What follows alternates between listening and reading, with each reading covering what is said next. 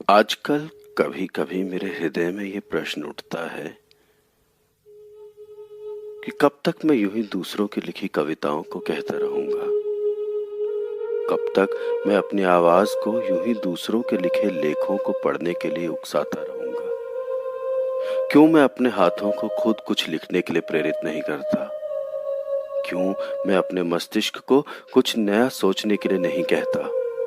क्यों मैं अपने हृदय को थोड़ा भावुक होने पर अपनी भावुकता को अपने हाथों के माध्यम से व्यक्त करने के लिए नहीं कहता? क्यों?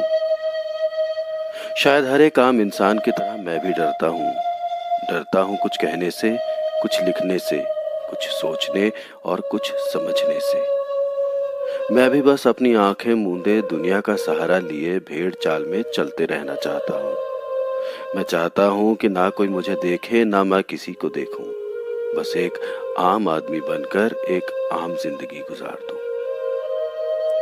लेकिन फिर मैं सोचता हूं कि आम आदमी की जिंदगी भी कहां इतनी सरल है। उसे भी तो कितने कष्ट सहने पड़ते हैं। डर के जीने के लिए भी हिम्मत चाहिए, क्योंकि डर के तो हर कोई जी रहा है। आप कैसे अपने डर को दूसरे के डर से अलग बनाएंगे, ये समझ पाना थोड़ा मुश्किल है, और यह हर किसी के बस की बात नहीं। या तो आप एक मामूली डर के सहारे जिंदगी गुजार सकते हैं, जैसे कि लोग क्या कहेंगे का डर, क्या मुझे ये करना चाहिए का डर, या फिर कि क्या ये मुझे कहना चाहिए या नहीं का डर। या फिर आप एक आम डर के सहारे भी जिंदगी गुजार सकते हैं, जैसे कि मैंने ये क्या कर दिया, अब क्या होगा का डर, या मैंने ये क्या कह दिया, अब क्या होगा का डर।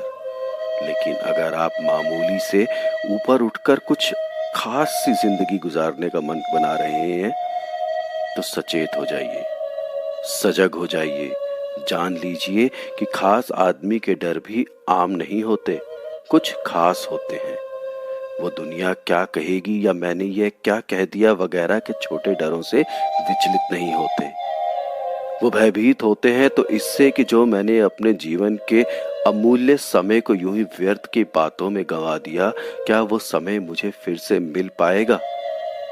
या फिर वे विचलित होते हैं सोचकर कि जो जीवन ईश्वर की देन है, जो जीवन अच्छे कर्म करने के लिए मिला है, क्या उसमें मैंने कभी उस ईश्वर का ध्यान किया, क्या मैंने अच्छे कर्म किए।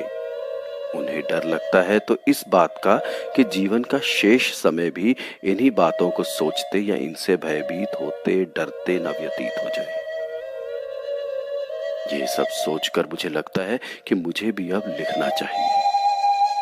मुझे अपने मन के डर को दूर करना चाहिए। बेकार की बातों को सोचकर समय व्यर्थ नहीं गंवाना चाहिए। क्या पता जो मन में है वो कहने से या व्यक्त करने से शायद मैं भी आम आदमी से थोड़ा ऊपर उठकर कुछ खास बन पाऊं। मैं भी अपने आम डरों को दूर कर कुछ खास डर जीवन में ला पाऊं, और फिर उन्हें दूर करने के लिए उपाय कर पाऊं।